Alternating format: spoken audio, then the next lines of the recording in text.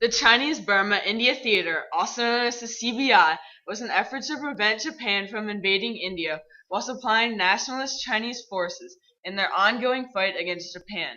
This means that we are giving supplies to China while fighting Japan and Burma to try to open a ground route through the Himalayas to China.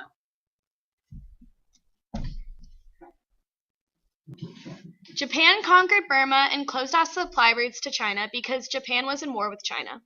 The US was sending supplies to China because Japan had closed China's land route for sending and receiving supplies. The US flew over the hump, also known as the Himalayas, to send supplies to China. We could only send supplies by aircraft because the land route was closed. We were giving supplies to China because of the Lend-Lease Act. The Lend-Lease Act was passed by the US to help Allied powers in times of war. The Flying Tigers were volunteers of the Chinese Air Force, made up of the U.S. Army, Navy, and Marines. They were used to fight Japan in Burma. The group consisted of 3 squadrons, with about 20 planes each. They trained in Burma before the American entrance into World War II, with the mission of defending China against Japan. These people were part of the force that attacked Japan to try to get Burma, so we could build the Lido Road.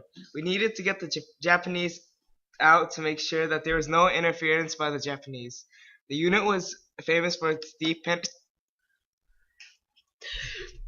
Penetration missions behind Japanese lines, often fighting Japanese forces in superior number. India was in construction. They were building the Lido Road, which was our route to China to give them supplies they needed.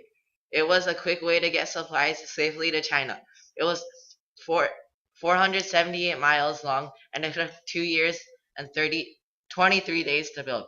It was mainly built in Chinese and African Americans.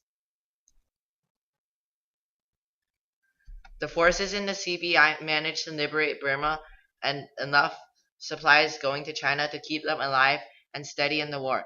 We did this with the help from Chinese Air Force and the US